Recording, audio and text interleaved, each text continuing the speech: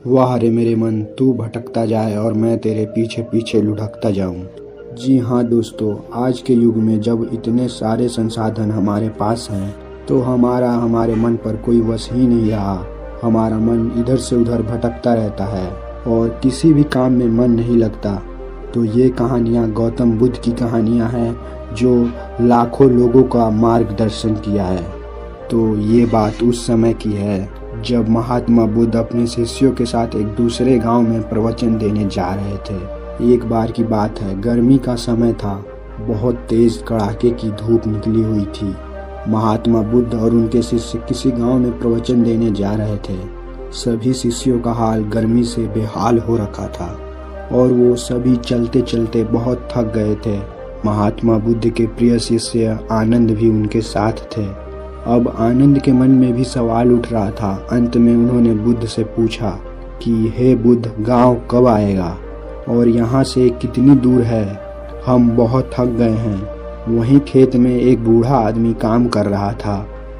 आनंद ने उस आदमी को देखकर बुद्ध से कहा, चलिए हम उनसे पूछ लेते हैं कि हमारा ठिकाना कितनी दूर है। बुद्ध ने हामी भर दी और आनंद उससे पूछने के लिए चला गया। आनंद ने उस बूढ़े आदमी से पूछा, अगला गांव यहाँ से कितनी दूरी पर है? बूढ़े व्यक्ति ने कहा, अगला गांव कुछ ही दूरी पर है, आप लोग जल्द ही वहाँ पहुँच जाओगे। यह कहकर वो आदमी बुद्ध की तरफ देखकर मुस्कुराने लगा। आनंद को यह बात समझ नहीं आई कि आखिर वह बूढ़ा आदमी बुद्ध को देखकर क्यों मुस्कुरा रहा था। इसका कारण क्या है? मैंने तो उस बूढ़े व्यक्ति से ऐसी कोई बात नहीं की जिस पर वो मुस्कुरा सके। आगे कुछ दूर चलने के बाद गांव नहीं आया। तब आनंद के मन में फिर से ये सवाल आने लगा कि उस बुजुर्ग के अनुसार तो गांव अब तक आ जाना चाहिए, फिर गांव क्यों नहीं आया? तभी उन्हें रास्ते में एक और आदमी मिले। आनंद ने उनसे भी यही सवाल पूछा कि आगे आने वाला गांव और कितनी दूर है? उस आदमी ने कहा, ज़्यादा दूर नहीं है, बस 2-4 किलोमीटर ही दूर है। ये सुनकर आनंद ने मन ही मन सोचा, बस अब तो वो गांव पहुंच ही जाएंगे।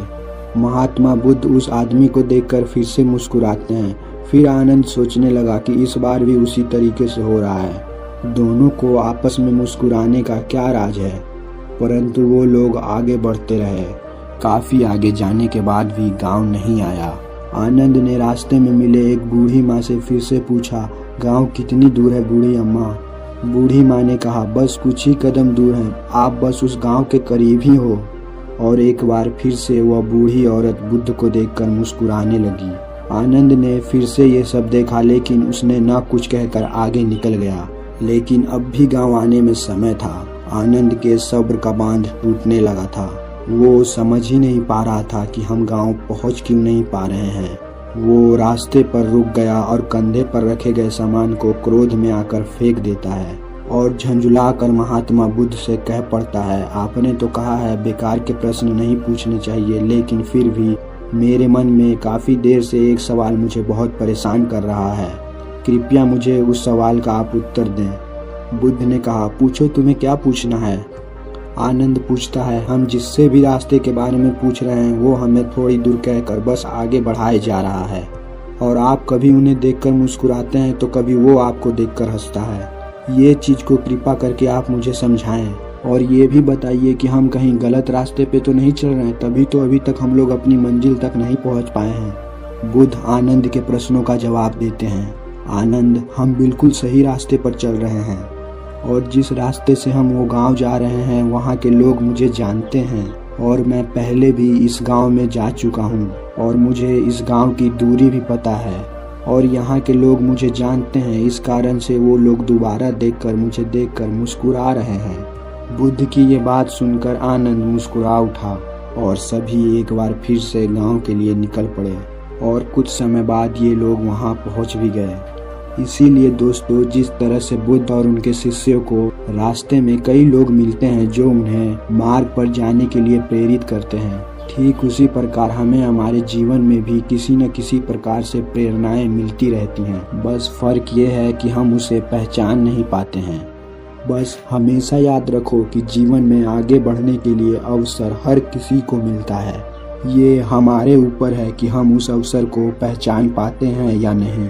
और साथ ही अपनी मंजिल तक पहुंचने के लिए धैर्य रखना चाहिए। बेशक अपनी मंजिल से मिलने के लिए थोड़ी वक्त लग सकता है, थोड़ा समय लग सकता है, लेकिन अपना धैर्य को कभी टूटने नहीं देना चाहिए और निरंतर चलते रहने से हमें एक न एक दिन मंजिल जरूर मिलेगी। धैर्य और शांति यही सफलता की सबसे बड़ी पूंजी होती है।